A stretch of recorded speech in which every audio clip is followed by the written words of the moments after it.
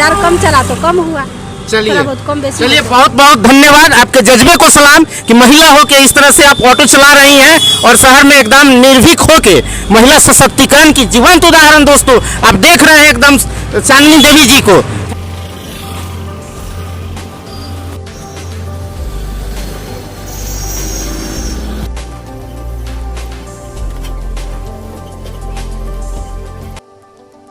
Hello friends, मैं राजीव रंजन स्वागत करता हूं आपका आपके चैनल राजीव एमएलएम में। फ्रेंड्स, मैं आज आपको एक ऐसी नारी शक्ति से मिलवाने जा रहा हूं जिन्होंने अपने अदम्य साहस के बल पे, अपने जज्बे के दम पे, अपने हिम्मत के दम पे जीवन में आने वाली तमाम तरह की परेशानियों को, कठिनाइयों को, बाधाओं को पार किया। और पार ही नहीं किया दोस्तों, बल्कि एक ऐसा काम करने का निर्णय लिया जिसे सामान्य महिला सोच भी नहीं सकती दोस्तों। जी हां दोस्तों, मैं बात कर रहा हूं आयरन लेडी मुजफ्फरपुर की पहली महिला ई रिक्शा ड्राइवर चांदनी देवी जी के बारे में। दोस्तों, मैंने चांदनी देवी जी से एक साक्षात्कार किया है और उनके ऊपर एक वीडियो क्लिप तैयार किया है। तो आपसे नम्र निवेदन है कि आप पूरी क्लिप को, पूरी वीडियो को अंत तक देखेंगे दोस्तों मैं यहां बता दूं कि चांदनी देवी जी के बारे में विभिन्न न्यूज पेपर में भी प्रकाशित हुआ था, विभिन्न संगठनों के माध्यम से इनको अवार्ड मिला, सम्मान मिला। आप देख रहे हैं दोस्तों, बहुत सारा सम्मान मिला इनको। लेकिन मैं यहां यह भी बता दूं कि सरकारी या राजनीतिक या किसी संगठन की तरफ से आज तक मैडम को 1 रुपए का कहीं से आर्थिक मदद नहीं मिला। तो दोस्तों, मैं आपसे रिक्वेस्ट भी करता हूं कि अगर आपको चांदनी देवी जी की कहानी दिल को छू जाए तो मैं कमेंट बॉक्स में और डिस्क्रिप्शन में चांदनी देवी जी का अकाउंट डिटेल डाल दे रहा हूं। आप उनको आर्थिक सहयोग करें दोस्तों। आर्थिक सहयोग थोड़ा थोड़ा ही करेंगे तो बहुत बड़ा सहयोग उनके लिए हो जाएगा। और जिस मकसद से वो निकली है, जो मंजिल है, जिस एम लेके इतना संघर्ष कर रही है, उसमें कुछ मदद मिल जाएगा दोस्तों। तो दोस्तों, आपसे निवेदन है कि आप इस वीडियो को अंत तक देखें। तो देखिए इस वीडियो को। चलिए मैम, आप चलाती हैं ऑटो रोज, तो रोज पैसेंजर मिल जाता है आपको? हाँ, रोज मिल जाता है। रोज चलने के बाद तो बराबर नहीं होता है, कम बेसी अच्छा, मिलता ही रहता है। मिल जाता है, कभी कम भी होता है। हाँ, थोड़ा बहुत कभी अगर बाजार कम चला तो कम हुआ। चलिए चलिए, बहुत बहुत धन्यवाद, आपके जज्बे को सलाम कि महिला हो के इस तरह से आप ऑटो चला रही हैं और शहर में एकदम निर्भीक हो के महिला सशक्तिकरण की जीवंत उदाहरण दोस्तों आप देख रहे हैं एकदम चांदनी देवी जी को।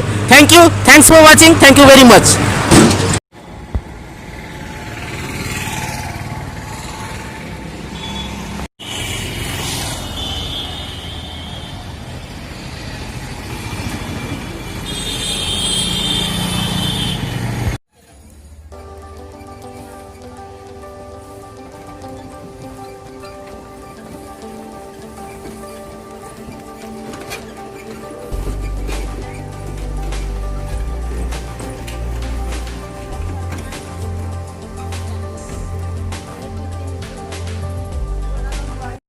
तो दोस्तों, पहुंच चुके हैं हम चांदनी देवी जी के आवास पे और देखिए इनके घर का नज़ारा देखिए किस स्थिति में ये लोग रहते हैं।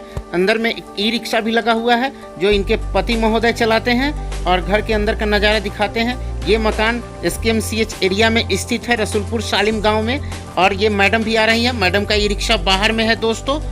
हेलो फ्रेंड्स, चलिए मैं आ चुका हूँ अभी मुजफ्फरपुर की प्रथम महिला ऑटो रिक्शा ड्राइवर चांदनी देवी जी के पास।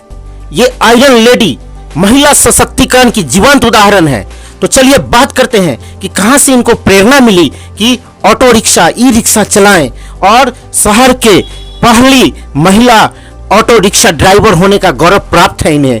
तो चलिए फ्रेंड्स, मैं इनसे बात करता हूं कि किन परिस्थितियों में, कौन सी वो विषम परिस्थितियां आई कि इन्होंने फैसला किया कि ऑटो रिक्शा चलाए और अपने परिवार का भरण पोषण करे। तो चलिए चांदनी देवी जी से बात करते हैं डायरेक्ट। स्वागत है मैडम आपका। चलिए, क्या नाम हुआ आपका? मेरा नाम चांदनी देवी हुआ जी। मुजफ्फरपुर जिला का रहने वाले हैं। जी जी। विक्रमपुर पंचायत मेरा है। जी जी। विक्रमपुर पंचायत का मैं 11 नंबर वार्ड का पंच हूँ जी। सभी का नमस्ते। जी जी। तो वो हमारा ये प्रेरणा घर से ही मिला। जी जी जी, घर से मिला। मैडम, जैसे कि आप शुरुआत में जब सर से आपकी शादी हुई तो उससे पहले से ऑटो रिक्शा जानती थी चलाना आप? नहीं सर, इसे नहीं जानते थे। जब आए यहाँ शादी हुआ जी फिर बहुत स्थिति तो गड़बड़ था, लेकिन फिर भी सब बर्दाश्त करके रहे। जी उसके बाद 4 बच्चा हुआ। जी 4 बच्चा हुआ, अब 4 बच्चा के एक कमाते थे 300 रुपया रोज, उससे क्या होता। जी मतलब सही से खाने पीने के लिए तो अच्छे पूर्वे नहीं करता था, तो उसे पढ़ाते लिखाते कहाँ से। अच्छा जी। तो फिर हुआ कि जब सोचे जुगाड़ में कमा रहे हैं, अच्छा नहीं लगता है, देखे कि रिक्शा बाजार में देखे कहा कि चल रहा है, तो सोचे इनको भी खरीद देते हैं। जो जुगाड़ में बहुत धूप में काम करने में अच्छा नहीं लगता है जी जी। तो इसीलिए हम ई रिक्शा खरीदे इनको।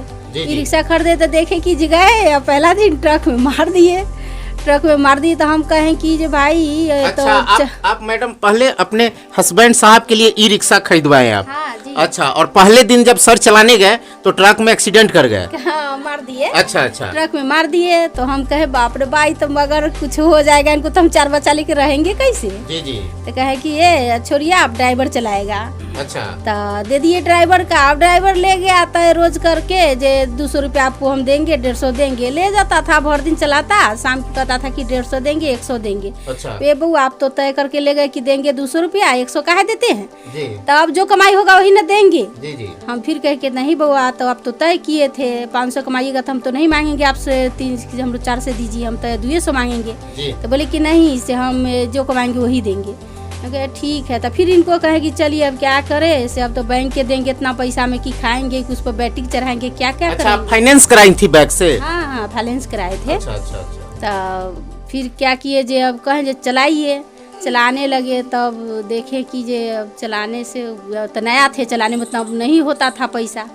तब फिर देखे कि आया दूरा पर, एक दिन बहुत संजोग का बात, जे जब ट्रक मार के आया तो हमारा बड़ी अथी हुआ कि थोड़ा देखते हैं हम भी चला के। अच्छा। तो दूरा पर लगल था। अच्छा, एक मिनट मैडम, आपको रोकना चाहेंगे। जैसे सर को दिए चलाने के लिए और ट्रक में एक्सीडेंट करके आए, तो आपको लगा कि फिर हम चला के देखते हैं। हाँ। अच्छा अच्छा। और घर पे गाड़ी लगी हुई थी? हाँ, दूरा पर गाड़ी लगी हुई थी। अच्छा। ये सोए थे। अच्छा। हम गए बाहर, गाड़ी पर बैठे जी। और देखे चला करके, तो इतने बच्चा लोग बोले पापा पापा, मम्मी गाड़ी चला रहा है। तई गए इधर गए, बाप रे रुको रुको रुको, से हो ना सके, कहीं है मर जाएगी मर जाएगी। हम कहे तो मरेंगे से चलाने दीजिए हमरा। फिर साथे बैठ गए तो दोनों आदमी गए, चलाए तो गए। पहला दिन एगो दीवार में मार दिए, बरामदानी। अच्छा। तो दीवार वाले लोग बोलने लगे के से चलावे के लूर ना हो, बैठ गला हाथ चला के हमर दीवार तोड़। हम कहली कि अच्छा सॉरी, से गलती हो गलक ह, से तो नया हती तो थोड़ा सा गलती हो गलक ह, चाची से हमरा माफ कर दूँ। जी जी। अगर ऐसा होते दीवार टूट जाते तो हम अपने के जुर्मा देती रह, लेकिन दीवार न टूटले है तो अपने से हम सॉरी बोल के माफी मांगे थी, सर माफ कर दे। तो बोले ठीक है, हो गया। इसी तरह आए तो चलाने लगे, चलाते चलाए तब देखे कि बउआ सबको लेके जाने लगे केंद्र विद्यालय। मेरा दोनों बउआ पढ़ता है। अच्छा अच्छा। तब एक बउआ पढ़ता है, तब गए उसको लेके जाने आने लगे। बस हो गया, बैलेंस बन गया रोड का। जी जी। बस आए एक दिन, ये बैठल थे। जी जी। आए नहा करके गए खाना खाने, हम तब तो गाड़ी लेके चल गए। जी जी। गए तो पहला दिन आए 300 रुपया कमा के। वाह जी। 300 रुपया आए कमा के। तब इनको कहे कि देखिए हम तो आज 300 रुपया कमाए हैं। तो बोले नहीं, 300 रुपया नहीं चाहिए, जरा कहीं मारू देगा ट्रक वाला। था मतलब मरना होगा तो गोली भी मारेंगे तो बच जाएंगे। जीना अगर होगा ना तो कोई कितनों मारेंगे तो नहीं मरेंगे। और मरना होगा तो आप कितनों बंद कीजिएगा बक्सा में, हम नहीं जिएंगे, मर जाएंगे। से हमको चलाने दीजिए। बोले नहीं चलाने देंगे गाड़ी से। वापरे कहूँ बस वाला चढ़ा देगा, ये करेगा। तो बगल के है एगो लड़का, वो बोले के गौरी भाई तो चलाने दीजिए, जितना बड़े बड़े शहर में औरत लोग चलाती है बस ट्रक तो नहीं, ये तो ई रिक्शा चलाती है, चलाने दो। तो चलाने दिए, कहे ठीक है कह रहे तो चलाइए। लेकिन इनको टेंशन बनल रहता था हमेशा कि क्या होगा नहीं होगा, क्या होगा नहीं होगा। तो हम देखते थे कि भाई हम गाड़ी चलाते हैं लेकिन उदास क्यों देख रहे हैं। तो फिर इनसे पूछे कि आप उदास क्यों रहते हैं, खुश नहीं रहते। तो हमरा डर लगल है कि कहीं तोरा मारो देता कोई, चाहे बस से ट्रक वाला। तो फिर कहे कि ठीक है, अगर आपको ऐसा शक है तो चलिए आए गाड़ी और ले लेते हैं। अच्छा। तो फिर एगो सेकेंड हैंड गाड़ी लिए। अच्छा। सेकेंड हैंड गाड़ी लिए 60,000 में जी। कमाए, पैसा वैसा जमा किए, कुछ और हाथ फेर ले करके तब एगो ई रिक्शा फिर खरीदे। तो दोनों आदमी एक ही रोड में चलाने लगे। चला अच्छा पैसा आया। तो अब यही सपना है हमरा कि बच्चा सबको अच्छे से पढ़ाए, अच्छे आदमी बनाए, बेटा या बेटी हो सबके एक रंग सामान्य हम करते हैं कि जितना बेटी का होना चाहिए उतना बेटा की भी होना चाहिए। लेकिन बेटी की ज़्यादा ही हम करते हैं कि ताकि बेटी हमारे खुश रहे। और यही। चलिए, बहुत अच्छा लगा मैडम। और देखिए दोस्तों, देख रहे हैं कि कैसे मैडम ने शुरुआत किया, क्योंकि सर ने पहले दिन जब गाड़ी लेके चले इनके हस्बैंड साहब तो एक्सीडेंट हो गया था। फिर गाड़ी लगी हुई थी दरवाजे पे, ये सोची कि चला के देखती हूँ, और चला के देखी। फिर इस दौरान इनका भी थोड़ा सा एक्सीडेंट हुआ, हल्का सा धक्का लगा, लेकिन इन्होंने हिम्मत नहीं हारी। अपने जज्बे पर, अपने हिम्मत के दम पे, अपने साहस के दम पे इन्होंने फैसला किया बच्चों को पहुंचाना है स्कूल अपने गाड़ी से, अपने ई रिक्शा से। और बच्चों को पहुंचाने के दौरान ही इनका बैलेंस इतना अच्छा बन गया, रोड पे चलाने का अभ्यास हो गया, प्रैक्टिस हो गया दोस्तों, और ये चलाने लगी। फिर दूसरी गाड़ी भी दिलवाई हस्बैंड साहब को। दोनों मिलके बहुत अच्छा जीवन जी रहे हैं, प्रयास कर रहे हैं बच्चों को बेस्ट एजुकेशन देने का। चलिए मैम, अभी आपके बच्चे की पढ़ाई के बारे में पूछेंगे। अभी आपने बताया कि 4 बच्चे हैं आपके, तो सबसे बड़ी कौन है, बेटी है या बेटा? सबसे बड़ी लड़की है, मुस्कान कुमारी नाम है उसको। अच्छा, मुस्कान। अच्छा, मुस्कान कौन है? आप है मुस्कान? अच्छा। चलिए अपना परिचय बताइए, क्या नाम हुआ आपका? जी, पकड़ लो इसको बाबू। हाँ। My mother's name is Chandni Devi. I did in class 10th, Radha Devi Girls High School. चलिए, बहुत अच्छा, बहुत अच्छा। और उसके बाद किसका है नंबर? हाँ, बोलो बाबू। My name is Palakmani. My father's name is Gauri Sani. My mother's name is Chandni Devi. I live at Rasulpur Salim. My father is auto driver. My mother is auto driver. और उसके बाद कौन सा बेटा है madam? Priyanshu. Priyanshu बाबू, अपना परिचय दो। My name is Priyanshu Kumar. My father's name is Gauri Sani. My mother's name is Chandni Devi. My mother is auto driver. My father is auto driver. I read in class 7th. My school name is केंद्रीय विद्यालय संगठन CRPF झपा Muzaffarpur. Very good बाबू। चलिए, आपका क्या नाम है? हिमांशु कुमार, केंद्रीय विद्यालय CRPF झपा स्कूल। हाँ, बहुत अच्छा। चलिए, और खुशी की बात है दोस्तों कि मैडम इतना संघर्ष करते हुए ये सारा संघर्ष अपने बच्चों के लिए कर रही है, ताकि उनको बेस्ट एजुकेशन दे सके, उनको समाज के मुख्य धारा में जोड़ सके, आगे बढ़ा सके। इनका यही सपना है, और इसीलिए दिन रात दोनों हस्बैंड वाइफ मेहनत करते हैं और आगे बढ़ते हैं। अब चलिए मैडम से कुछ और बात करते हैं। मैडम, जब आपने ऑटो चलाने का ये जब फैसला किया था, डिसीजन लिया था कि मैं ऑटो चलाऊंगी, तो क्या क्या परेशानियां आई मैडम? क्या क्या परेशानियां, या जो रोड में चलती हैं तो क्या क्या दिक्कतें आती हैं? एकदम खुल के बोलिए, क्या क्या दिक्कतें आती है, क्या परेशानियां आती हैं मैडम? वो तो समाज में रहने के बाद तो ऐसा होवे करता है, तो हुआ थोड़ा बहुत। गाँव समाज का लोग है जो कहना शुरू किया कि ये समाज का इज्जत नहीं करता है, माथा पर से कपड़ा इकार करके तब ये गाड़ी चलाती है, इसको अच्छा नहीं है। तो हमारे हस्बैंड बोले कि ठीक है, किसी का अगर ये चीज़ का दुख है कि माथा पर कपड़ा नहीं रखती है, ये गाड़ी चलाती है, तो जिसको भावो बना के रखना है, पुतो बना के रखना है, वो 500 रुपया रोज हमारा दे दे, वो अपना भावो पुतो बना के रखे। अब इसी पर हमारा भी गर्व बहुत ज़्यादा हुआ कि चलिए मेरा हस्बैंड है वो हमारे साथ है ना। तो सब दुनिया का हम छोड़ दिए कि दुनिया क्या बोल रहे हैं, अगर पीछे हमको कोई मतलब नहीं। हमारा पैसा कमाना है, सिर्फ वाजिब दम इंसानियत पैसा कमा करके अपना बच्चे को पढ़ाना लिखाना है, अच्छे आदमी बनाना है, अच्छे बनना भी है। इसीलिए हम किसी का बात का अगर नहीं किए, अपना जो रिक्शा है चला करके अपना बाल बच्चे को पोषण करते हैं, पालन पोषण पढ़ाई लिखाई करते हैं। जी, बहुत अच्छा।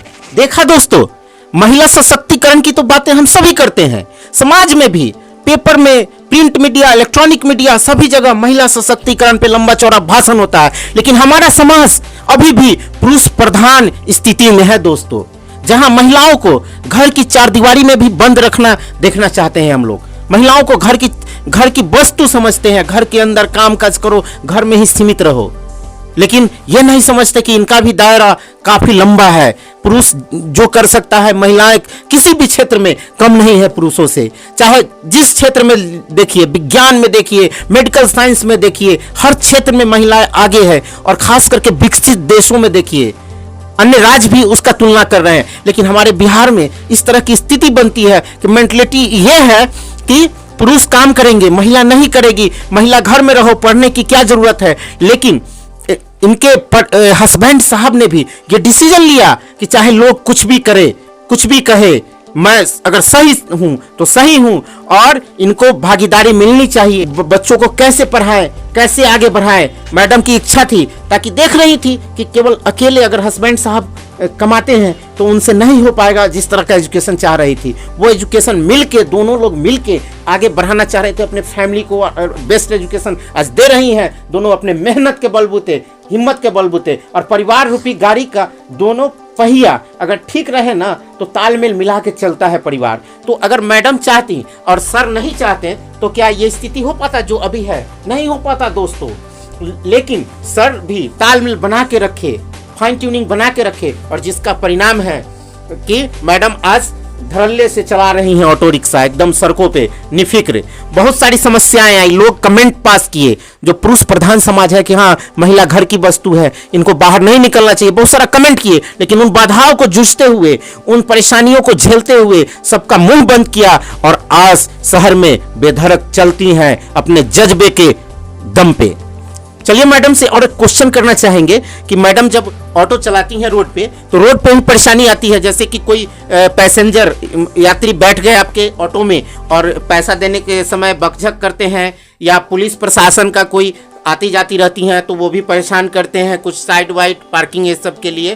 तो इस पे भी थोड़ा सा आपसे राय जानना चाहिए। और थोड़ा थोड़ा तो होता ही रहता है, गाड़ी लाइन है ऐसा जिसमें थोड़ा बहुत होते रहता है, लेकिन उस पर ध्यान नहीं दिया जाता है, इसलिए कि हम तो रोड में चल रहे हैं। वैसा उतना ध्यान देंगे तो फिर नहीं चलेगा। थोड़ा मैनेज करके चलना पड़ता है कि कम बेस होता ही रहता है, कोई हिसाब मिलता है।